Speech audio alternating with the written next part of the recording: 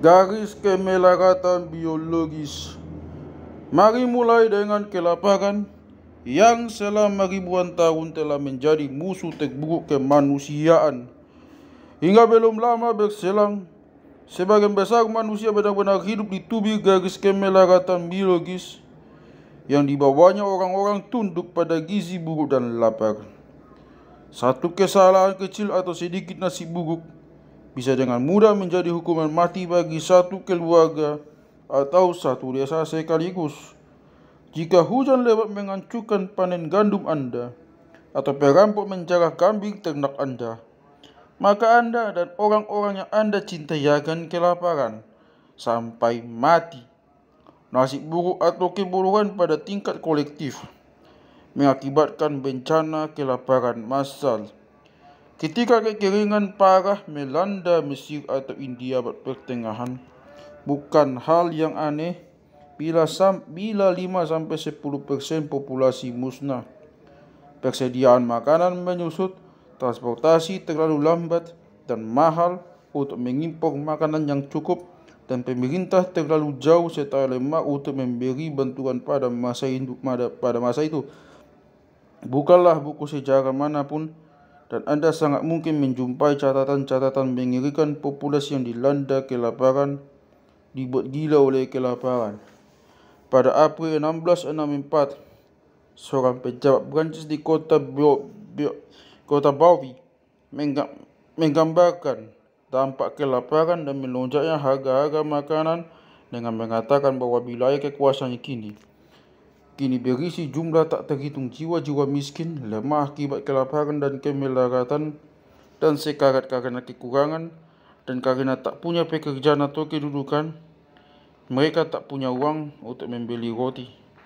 Untuk sedikit memperpanjang hidup dan sesuatu untuk mengatasi kelaparan mereka, kaum miskin ini mengonsumsi makanan kotor layaknya kucing, juga sisa daging dari kuda yang dikuliti dan dilempar ke tumpukan kotoran. Yang lain mengonsumsi darah yang mengalir saat sapi dan kerbau disembelih, dan jeroan yang dibuang para juru masak ke jalan. Orang-orang miskin yang malang lainnya makan jelatang dan rumput atau akar rempah-rempah yang mereka rebus dengan air. Pemandangan serupa terjadi di seluruh Prancis. Cuaca buruk melumatkan panen di seluruh kerajaan itu selama beberapa tahun sebelumnya, sehingga sampai dengan musim semi 1694, lumbung-lumbung pangan menjadi kosong melompong. Orang-orang kaya mematok harga tinggi gila-gila untuk apapun makanan yang bisa mereka timbun, dan orang-orang miskin mati berbondong-bondong. Sekitar 2,8 juta orang Prancis, yakni 15% populasi, mati kelaparan antara 1692 sampai 1694, sementara Raja Matahari Louis ke-14 menghabiskan waktu bersama para gundi di Versailles. Tahun berikutnya 1695, bencana kelaparan melanda Estonia, menewaskan 1/5 populasi. Pada 1696 giliran Finlandia, di mana 1/4 sampai 1/3 populasi mati. Skotlandia mengalami bencana kelaparan parah antara 1695 sampai 1698. Sebagian distrik kehilangan hingga 20% penduduk. Sebagian besar pembaca mungkin tahu bagaimana rasanya saat harus tidak makan siang karena puasa untuk alasan keagamaan, atau ketika Anda hidup selama beberapa hari dengan hanya mengonsumsi larutan sayur sebagai bagian dari diet baru yang hebat. Namun bagaimana rasanya kalau Anda belum makan sama sekali selama beberapa hari dan tak punya gambaran di mana bisa mendapatkan sepotong makanan? Kebanyakan orang kini tidak pernah mengalami siksa mengerikan ini. Para leluhur kita, sangat tahu rasanya saat mereka menangis kepada Tuhan, "Bebaskanlah kami dari kelaparan." Hanya itulah yang ada dalam pikiran mereka. Dalam waktu beberapa ratus tahun terakhir ini, perkembangan teknologi, ekonomi, politik telah menciptakan jaring pengaman yang semakin kuat, yang memisahkan umat manusia dari garis kemelaratan biologis. kelaparan massal memang masih melanda dari waktu ke waktu, tetapi semua itu pengecualian dan hampir selalu disebabkan oleh politik manusia ketimbang bencana alam. Tidak ada lagi bencana kelaparan alamiah di dunia, yang ada hanya bencana kelaparan politik. Jika orang-orang di Suriah, Sudan, atau Somalia mati kelaparan, itu karena sebagian politisi menginginkannya. Di sebagian besar belahan planet ini, sekalipun seseorang kehilangan pekerjaan dan semua harta miliknya, dia dia tak mungkin mati kelaparan. Skema asuransi pribadi, badan-badan pemerintah dan NGO mungkin saja tidak menyelamatkannya dari kemiskinan, tetapi mereka akan memberinya kalori harian yang cukup untuk bertahan.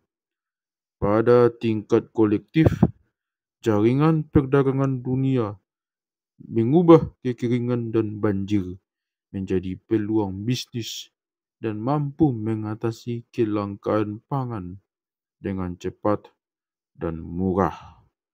Bahkan saat perang, gempa bumi, atau tsunami meluluh lantakkan seluruh negara, upaya-upaya internasional biasanya berhasil dalam mencegah bencana kelaparan. Meskipun ratusan juta orang masih kelaparan setiap hari, di sebagian besar negara sangat sedikit orang yang benar-benar mati kelaparan. Kemiskinan memang menyebabkan banyak masalah kesehatan lainnya, dan gizi buruk memperpendek angka harapan hidup bahkan di negara-negara terkaya di muka bumi. Di Prancis misalnya, 6 juta orang, sekitar 10% populasi, mengalami kerawanan nutrisi. Mereka bangun pada pagi hari tanpa tahu apakah mereka punya sesuatu untuk makan siang. Mereka sering tidur dalam keadaan lapar, dan nutrisi yang benar-benar mereka peroleh tak seimbang dan sehat. Banyak tepung, gula dan garam, dan tak cukup protein serta vitamin. Meski demikian, kerawanan pangan bukanlah bencana kelaparan, dan Prancis pada awal abad ke-21 bukanlah Prancis tahun 1694. Bahkan di perkampungan paling kumuh Bavaria atau Paris, orang tidak mati karena tidak punya makanan. Transformasi yang sama terjadi di sejumlah negara lain, terutama sekali Kuba. Selama ribuan tahun, bencana kelaparan mengintai setiap rezim Cina, sejak Kaisar Kuning sampai Komunis Merah. Selama beberapa dekade, Cina menjadi kata ungkapan untuk kekurangan pangan. Puluhan juta orang Cina mati kelaparan saat lompatan besar ke depan, dan para ahli secara rutin meramalkan bahwa masalahnya akan menjadi semakin parah. Pada 1974, Konfederasi Pangan Sedunia yang pertama diselenggarakan di Roma, dan kepada para delegasi disajikan skenario kiamat. Mereka diberitahu bahwa tidak mungkin bagi Cina untuk memberi makan 1 miliar penduduknya, dan negara paling padat penduduk itu sedang menuju bencana. Faktanya, Cina menuju keajaiban ekonomi terbesar dalam sejarah. Sejak 1974, ratusan juta orang Cina sudah dientaskan dari kemiskinan, dan meskipun ratusan juta orang lainnya masih menderita karena kekurangan pangan dan gizi buruk, untuk kali pertama yang terekam dalam sejarah, Cina kini bebas dari bencana kelaparan. Jelas, di sebagian besar negara masa kini, kelebihan makanan telah menjadi masalah yang jauh lebih buruk ketimbang bencana kelaparan. Pada abad ke-18, Marie Antoinette disinyalir menasihati massa yang kelaparan dengan mengatakan bahwa jika mereka kehabisan roti, mereka harus makan kue. Kini kaum miskin secara harfiah mengikuti nasihat ini. Sementara para penduduk kaya Beverly Hills makan salad selada, daun tahu kukus dengan biji gandum di perkampungan kumuh dan perkampungan minoritas miskin gitu. Orang-orang miskin melahap kue Twinkie, camilan ala Cheetos, hamburger dan pizza. Pada 2014, lebih dari 2,1 miliar orang kelebihan berat badan. Coba bandingkan dengan 850 juta orang yang menderita gizi buruk. Setengah dari populasi manusia diperkirakan kelebihan berat badan pada 2030. Pada 2010, kelaparan digabung dengan gizi buruk membunuh sekitar 1 juta orang, sedangkan obesitas membunuh 3 juta orang.